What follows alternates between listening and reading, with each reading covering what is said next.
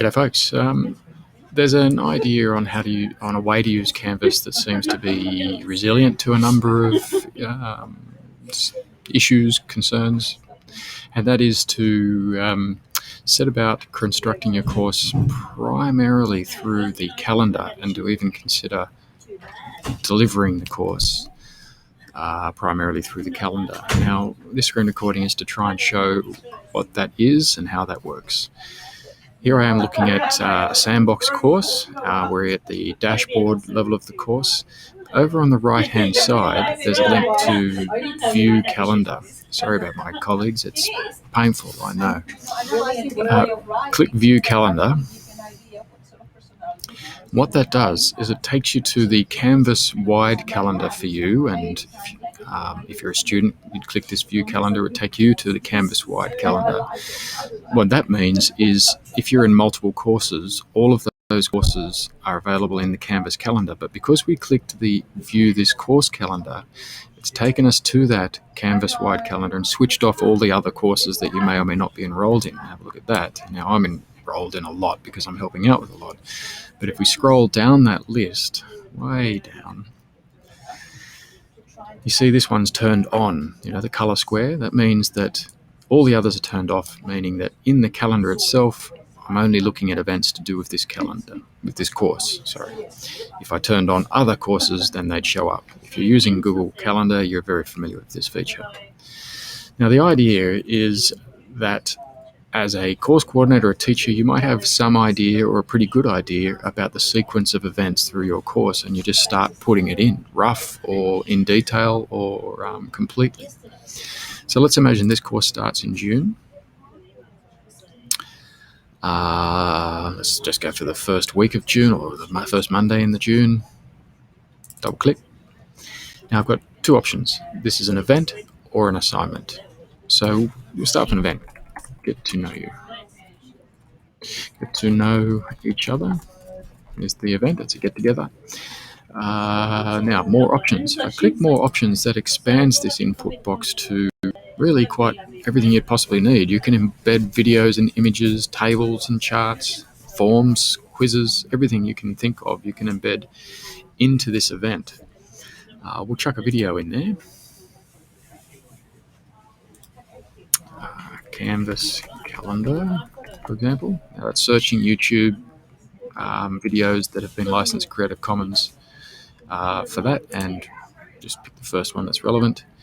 Put it in there. There's a video to introduce the event, some text, and an image.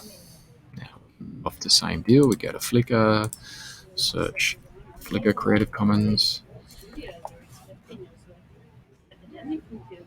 and there you go, that'll do. Set its dimensions and update. Okay, so now we've got a video, some text, and an image. You can optionally put a location and an address, and create event. It'll take us back to the calendar.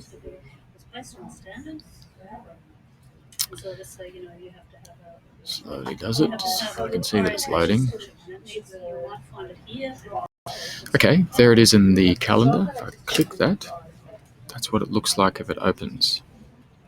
So that rich content is in the calendar item. Now let's say later on that month, we start the week off with an assignment.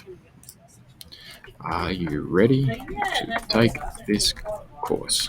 A formative assignment, let's call it. Now I'm going to leave it unpublished for now, meaning that it's not available to students. When I get it all right, I'll publish it. Look at more options on this one. The important thing about that publish is if you need to move or change the details on something, best that you unpublish it, change everything you need to change when you're sure of it, then republish it, because then it will only send one announcement or an update to students. Whereas if you make changes, save, it keeps sending more alerts to people if it's always published. So like the event, there's a rich content editor. I can add videos and everything else. Remembering over here on the right side, anything that I already have in my course overall is available to me to throw into that box as well. details here. Now, come down. The slight difference with assignments is it's creating an assignment in the course. So we're going to take text entry submissions. This is or not a group assignment, etc. Okay, so I'm going to save, not save and publish. It's going to take me back to the calendar. And there it is there now. Okay, there's the box. If they had rich content in there, all of that would be included. Now, I keep on going with that. I can just basically map out the entire course by quickly chucking it into an exact day or the beginning of the week, whatever level of detail you're ready to put in there. Now, when we go to the course, I'm going to have to search for, because I've got quite a few courses in here, so bear with me. There's Sandbox, there we go. So when we come to the course, here we are at the activity page, but I want to look at the syllabus. This is what I wanted to show you on how that calendar is represented in multiple ways. When we click syllabus, you can see an agenda starting to stack here of events and assignments in the order in which they're present in the calendar. Above that is this editable text box. If I click this, I don't know, welcome to this course video, let's say. The concept here is that this could be the landing page for your course, about the course text, so on. You could embed a live stream of content in there if you like. Whatever you want to do, or just update the syllabus. Okay, so now it has a video in there, some text, as much as you want, and down below, an agenda of what's happening in the course. So the next lecture, the next tutorial, the next assignment, the next guest, whatever you see fit to put into the calendar. Now, if you go to the home page, just move my head there, and click over here in the right, choose home page,